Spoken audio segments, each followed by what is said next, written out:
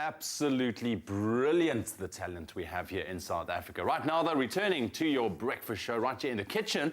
Now, yesterday we spoke about food trends from 2017 and what we can expect for 2018 on the culinary hotline, but we never got a chance to chat about the pastry industry and what is happening within pastry and going into 2018. So Angie Boyd is here. She's going to give us a bit of a rundown as to what she foresees from her little magic crystal ball. How are you doing, Angie? Good, thank you. Good. So pastry. You've made the most incredible things for us on the show before. You're super talented. So I think you're the perfect one to answer all of these kind of pastry-related kind of trend questions. So firstly, I think, classic pastries, are they kind of make a comeback come 2018? I hope so. I like classic pastries. That's my thing.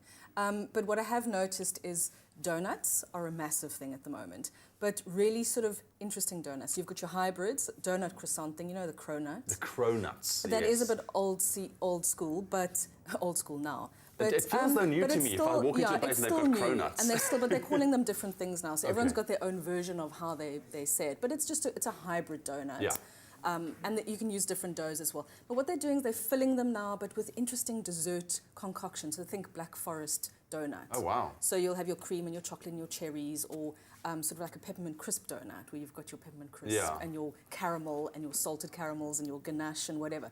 And then toppings, fillings, all of that, and making them into interesting shapes. And what I quite like is the small ones. So they've got little donuts. Okay. For me, because it's a treat then, and it's a little bit over the top, but it's a nice treat. You don't have them too often, so it's not too bad for you. Okay. So donuts. Then the other thing that's still quite big is eclairs, which I love, but they're really taking them to the next level. You must see some of the stuff out there. Really? If you go onto Instagram and what have you. In fact, I was lucky enough a couple of years back in London to go to a place called Pastry, which has the most unbelievable eclairs I have ever seen in my life. They are like works of art with all these beautiful things on top. You know, they're decorating the tops and the insides with fantastic flavors and what have you. Okay. So that's quite a nice one for me. What was this place name that you went to? Pastry.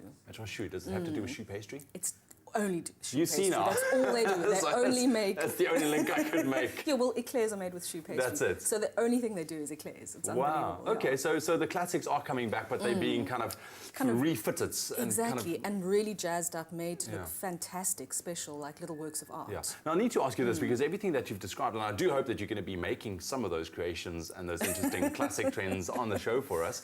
A lot of people obviously taking that health trend. We've seen more and more a drive towards people wanting to eat more healthily and be more healthily. But we also want to still enjoy our desserts. So what's going to be happening in the pastry industry? Maybe are they linking on to that kind of health? Definitely. I mean, factor? There's a huge drive with gluten-free.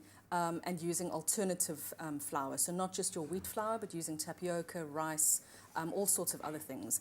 So that's coming into the desserts. And then also dropping the sugar, because people do have a bit of an issue with the sugars. So bringing in honey, stevia, coconut sugar, sort of alternative sugars, and also using less sugar. Okay.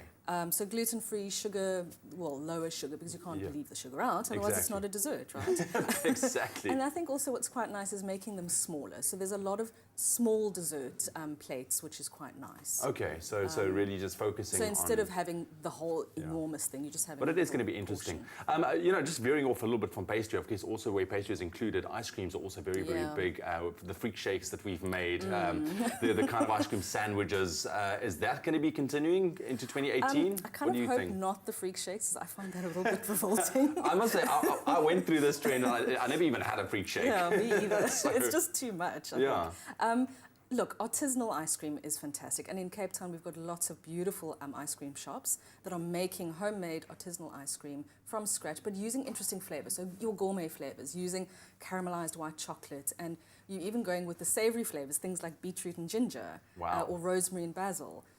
Which I think is quite interesting. And soft serves are going to, I think, make a comeback as well. Okay, the but good old gourmet soft serves. Obviously. Things like lemon meringue pie soft serve. Wow. And adding textures into the ice cream as well, so that it's like a little mini dessert. So not the one you're going to find at the Combi by the beach. No, not that one. Angie, thank you very much for running us through some of those trends. Cool. I'm looking forward to really making some of those creations. And come on, the choux pastry, I still need to get my skill on that one. So I'm going to be calling on you. So there you have it, some very, very interesting trends to look out for in terms of pastry and also ice cream going into 2018.